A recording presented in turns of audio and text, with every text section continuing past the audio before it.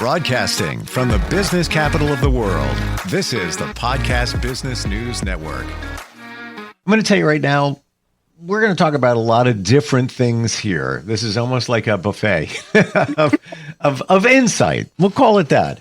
And part of that is messages in music, inspiration in music. We're also going to take a look at suicide prevention, not necessarily tied to music, but it can be.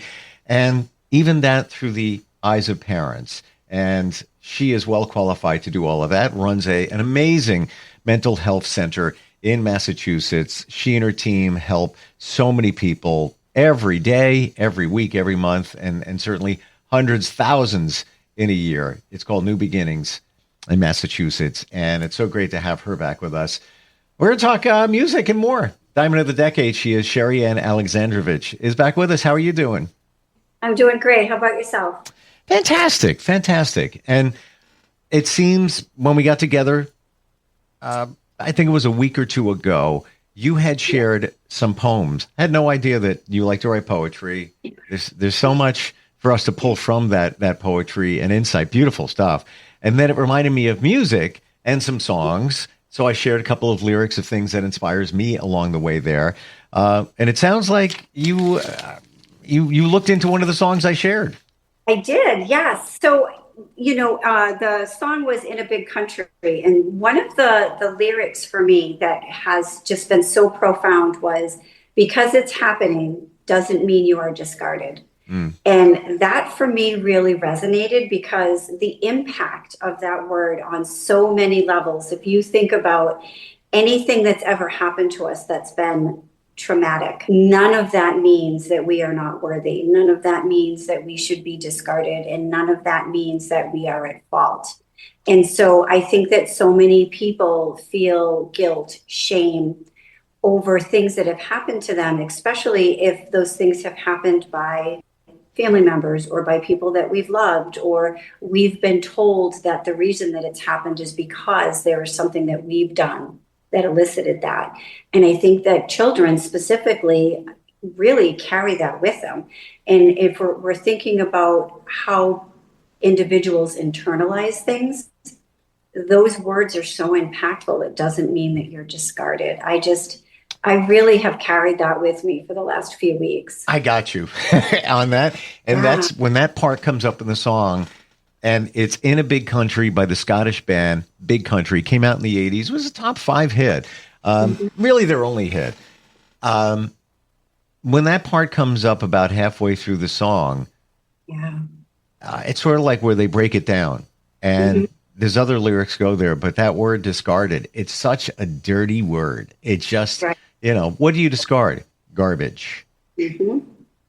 Right. Hit you. Right. And so the singer had committed suicide. And if I was reading up on kind of some of the, from the other band members who in hindsight had said they really never even thought about the meaning behind these words. And I think that for me was another powerful thing that I had read on the internet, because he's right. I think that people really just don't genuinely absorb the meaning behind words. I think people think that they either say them, or you're listening to music and you're listening to, the beat of it or how it makes you feel, or you're interpreting it however you want to interpret it. But, one of the things that my daughter says all the time, and she is so right, is words have meaning. Words have meaning. So if you say to your parent, I promise I'm going to be home at a certain time, that word has a meaning. Or if you say something negligent or hurtful to somebody else, that word has meaning. Everything that we say has a meaning behind it.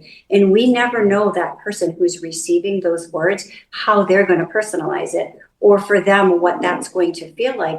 And those could be the last things that they hear, or those could be the tipping point for them of feeling validated that you're right. Maybe I should be discarded, or you're right. Maybe I shouldn't be here anymore, because I think people just really don't understand the importance of how words can impact you. And, if you think about even, kids at school and bullying and what that looks like and how these kids internalize every day, they're going to school and they're being told that they're fat, they're being told that they're ugly, and just a child is either going to internalize that or they're going to externalize it.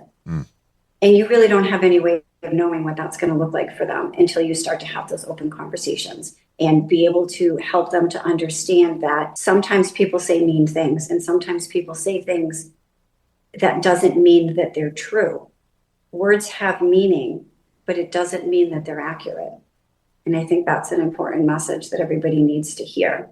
What is painful, very painful, even in this song, is that when you look at these lyrics, which I'm pretty sure the lead singer co-wrote, and at all concerts, including in this song, which was their signature song, he says, "Come out screaming, shout," meaning, in my interpretation of, you got things going on, let it out, man. And there's even a line here, "In a big country, dreams stay with you like a lover's voice fires the mountainside. Stay alive." Stay alive. Yeah, like it's almost haunting. Mm-hmm. And that's the second one I wrote down. Yes. He passed, I don't know exact numbers and dates. This song, I believe, is from 1983. He passed in the 90s. I think maybe the late 90s. But he probably was going through stuff all along there.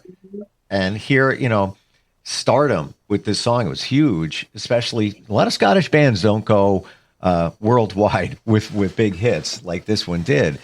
And then he took his life. So you got to wonder if he was internalizing some things and then started dealing with some things. And I read about it, a couple of years ago. I don't know, recall the exact story. But it's funny in the setup of that song, "I've never seen you look like this without a reason. Another promise fallen through, another season passes by you," meaning life sucks. And then the next word is shout. Like, shout. Come on, wake up. In terms of life ain't that bad, and come out screaming. And I think it's really hard for some days to be able to get up and to be able to shout or to get out of bed or to say that today is a better day and tomorrow is going to come. And I think that hopelessness really seeps in for people with depression. And I know we've done a lot of segments on the smiling depression and understanding what people are really genuinely going through on the inside and the impact of positivity and what you can do to help to instill hope. And then I think the other piece of it too, and I know we did a segment on this as well a while back on suicidality when I had gone and done that, I listened to that presentation, and the person, Matt Griffin, who had done it, had talked about, his fight with depression and how from his perspective, he was going to take his own life to save his family, the suffering of what he was experiencing. And so I think it's really important that everybody understand that people's reasons for taking their own life are so different, and it means something different for everybody. And sometimes life is just so overwhelming and so unbearable that they don't feel like they have any other options. And the impact of that, everybody who takes their own life is a child to somebody. They have a parent. That parent experiences that loss. And the loss for everybody is different, whether it's your child, whether it's your sister, your brother, your sibling. I mean, a love for a child is beyond language. You can't put it into words, right? Your love for your children is beyond language. And the grief is so deep because the love was so powerful. How sad is it to think that somebody could think that they're burdening somebody else with their maybe their pain, that they think that they need to check out because they don't want to be that burden. I know. And so I wrote a little poem kind of like 2 hours ago that I thought might resonate for some of the parents out there, if that's okay if I read that. Oh, okay. Absolutely. So it's called Missing Piece. Morning comes, but it does not arrive gently anymore. It breaks, and with it the knowing that a piece of your soul is gone. The child you carried, raised, watched sleep in quiet rooms, whose laughter once filled the air, the light through the windows, no longer felt safe inside this world. We search the past as if memories were a map. What sign did we miss? What word could have held them? What moment might have turned the night back into day? But grief has no answers, only echoes. We cannot live forever inside the question of different. Regret is a maze with no door. So today, we choose love anyway. We hold tighter to the ones still here. We speak softer, listen longer. We let their life change the way we see every fragile heartbeat. The pain does not leave. It becomes a room inside us we learn to walk through without collapsing. There will always be a missing piece, a chair that stays empty, a name caught in our throat, a birthday carried by silence. But even in the horror, meaning can grow in kindness given, in patience offered wider, in love spoken out loud before it's too late. We carry them now, not in our arms, but in our living. And every act of gentleness is a way of saying you mattered. You matter still, and your light did not end. It changed where it shines. Mm-hmm. Wow, that's beautiful. Thanks. The room part, walking through that room, I could see it, feel it, in the way you wrote it. Mm-hmm. Absolutely.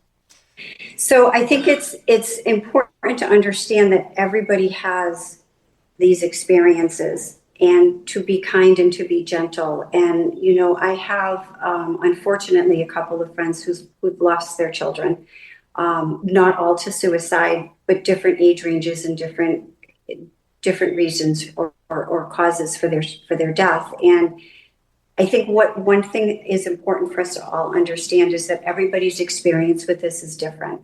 We don't understand.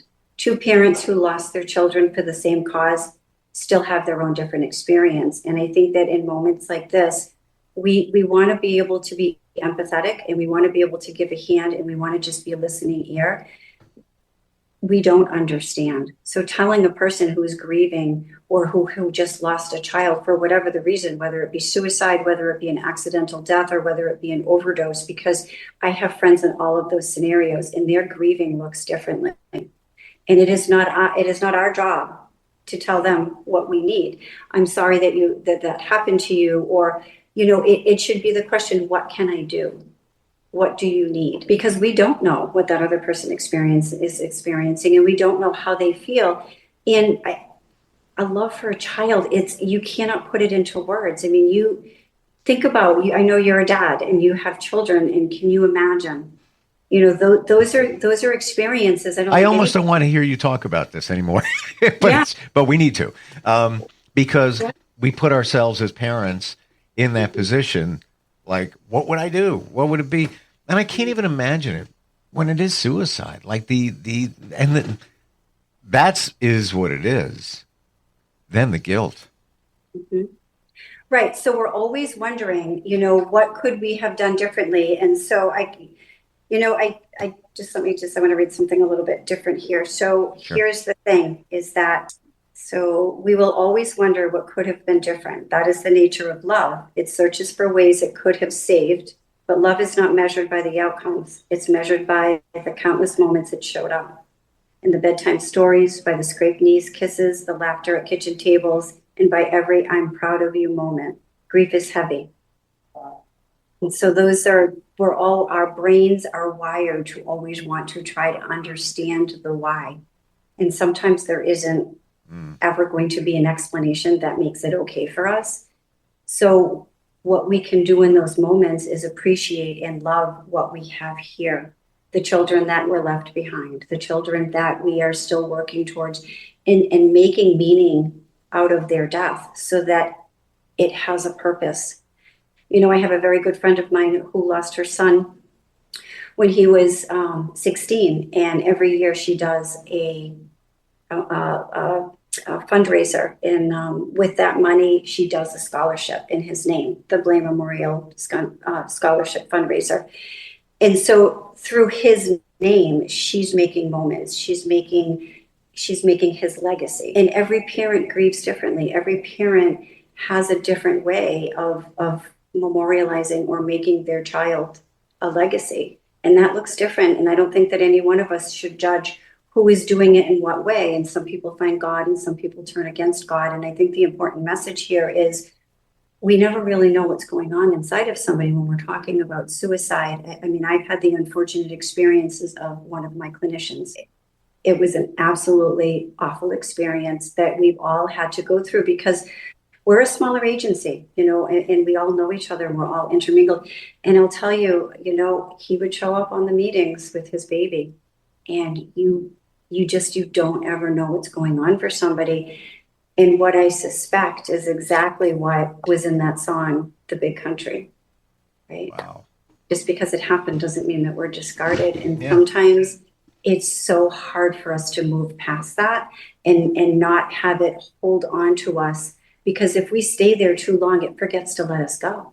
It's okay to visit that darkness. It's okay to go back and have those moments, because we need to grieve, we need to process, we need to cry, we need to let that pain out. But if we stay there, that darkness is going to hold us and it's going to become who we are. And getting out of that is going to become really challenging.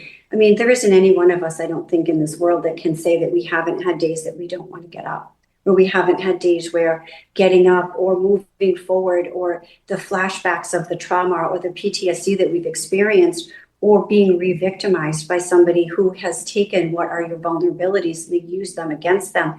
There are days that you can, I mean, I know even for myself, there are days I almost like your breath just catches, because it's the universe becomes so overwhelming. But if you can just close your eyes for just a minute and remember that tomorrow is going to come whether you want it to or not, right? So tomorrow's going to be a better day. No matter how dark it feels today, that sun's going to come out tomorrow morning.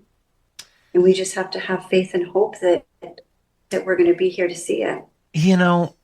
That song, and I'm not going to, don't intentionally want to focus on that song, but the more you look at it through the eyes of what we're talking about, like almost every word has meaning. Right.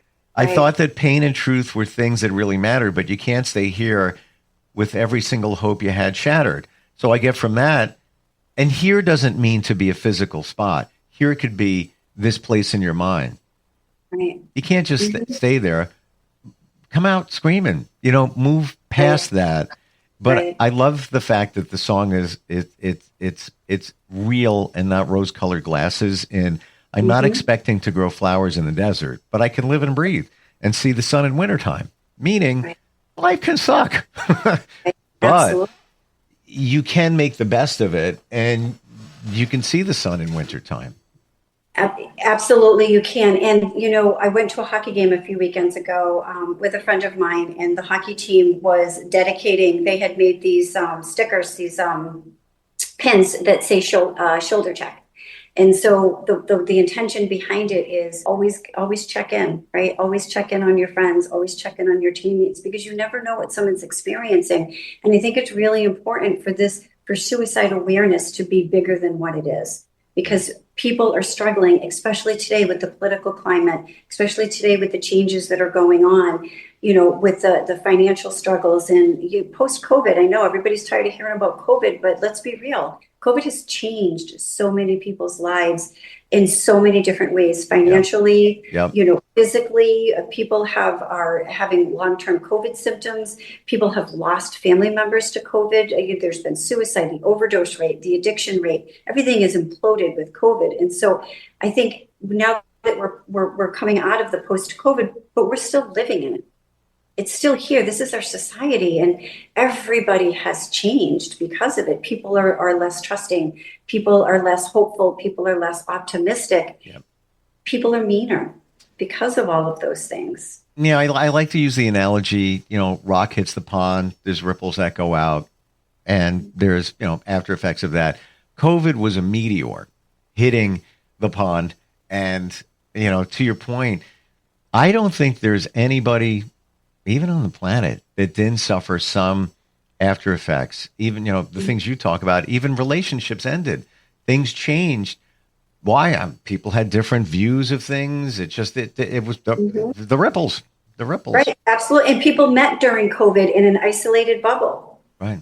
So the reality of what they were experiencing wasn't real, because it was this fabricated bubble of sunshine and roses, right? And then when the world opened back up, things were different because you see things from a different lens. Do you You're seeing think, things all right, so curious, do you yeah. think that many of us were piloting a feeling of euphoria, rose-colored glasses to an extent? I don't mean just full on here, but just a little bit.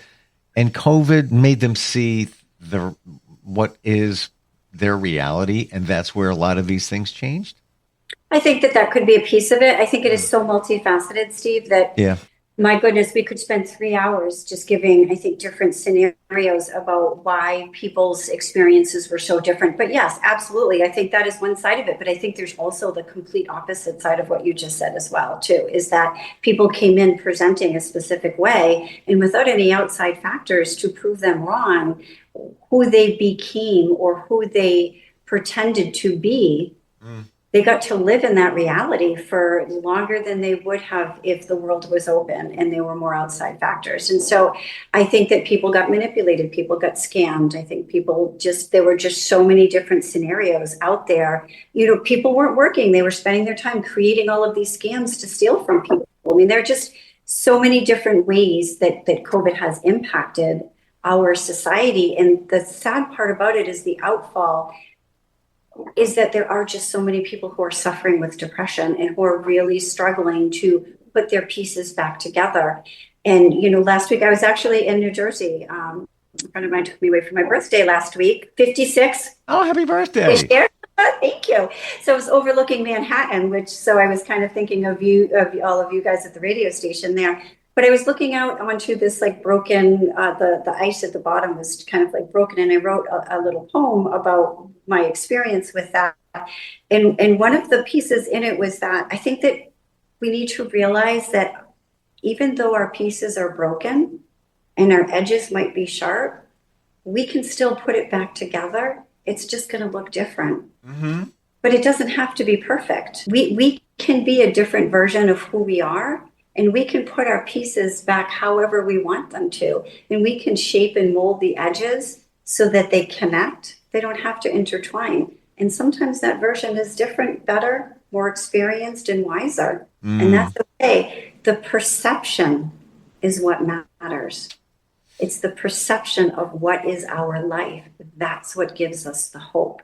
That's what keeps us going from one day to the next. That's what helps us to understand that the darkness will get lighter. It's the hope. It's when we lose that hope that everything feels so dark and so dreary and feels like there isn't ever going to be sunshine. And I understand that feeling is so overwhelming and so dreadful. And we can also sprinkle some sunshine in there if we just call on a friend or we call a support system, if we let somebody know what we're feeling. Because in those moments of vulnerability, that's when the people that love us are going to show up. We just have to take that chance to allow them to. We don't have to suffer alone. You remind me of another song, local performer. He wrote this song 15, 20 years ago. And I always remember exactly what you said there along these lines. The core is still the same, but there's a few more cracks there in my shell. Mm-hmm. And we're with, same person you always were, same values, same everything. We got cracks in our shell. It's called life, Right. I mean, I posted something I found on Instagram, which I thought was pretty funny. And my grandson is 11. He's like, yeah, what was that? Of course, the 11-year-old mind doesn't understand it. But it was something along the lines of, I used to be a perfect package. Now with shipping and handling, I think I'm a scratch and dent. Yeah. But you know what? And the package is still good. That's okay, right? And so that could be another whole metaphor, but look on the inside, right? Our outside might be scratched and dent and a little bit old and a little bit bruised and a little bit tattered, but you know what? It's who we are on the inside. The package is still good if you open it up, if people can take the time to open it up and look inside. And I think that's where society is missing, is we're looking at what that package is. And also to celebrate who you are. Like so many of us, as time goes on, I've got scars here, there, everywhere, skin cancer surgery, I used to be like, hoping and nobody sees that. I don't care anymore. It's almost, that's like when you get a tattoo, every tattoo has a story. Every scar has a story. Embrace that story. There's a reason you got it. And you know what? It proves further that you are resilient and you are a blanket warrior. 3,000%. I have my tattoos on my thigh are sunflowers, and there's 3 sunflowers. There's 2 dark, and then there's the light. The light's coming out of the dark. And my saying is, the struggle is part of the story. My struggle is part of my story. It is who I am, and not because I allow it to bring me down, but because it gives me the motivation and the ability to make sense of what's happened in my life. Mm-hmm. That fuels me to be better, to help other people, to be able to give something that they didn't have. And for me, that has to make sense. My journey has to make sense in that way, because how else could I make sense of my experiences? Right. I have to turn it into a hopeful, positive way, and I have to have forward movement, and there has to be a way of, for me, making sense of it. And similar to the grieving process, we're all individualized. We all experience it differently, and there is no right or wrong way. I'm waiting for you to write a song that will be nationally recorded, because I've heard in just these call them poems, amazing. In fact, you just wrote that a couple of hours ago, in a short time, and so much insight, especially the walking through the room. Wow. Amazing. Thank you. Yeah. I will not be singing any songs, because nobody wants to, trust me when I tell you, nobody wants to hear my voice. Same exact way. I mean, in my car, I think I'm pretty good, depending on the artist and the song. What's the best way to connect with you and your team? You're located in Massachusetts, but you can work with people anywhere. How do we find you? newbeginningswc.com. Cool. Thank you for today. Thank you for the insight and the thoughts, Sherri Ann. Truly appreciate it. You're very welcome. I hope everybody has a wonderful week. You got it.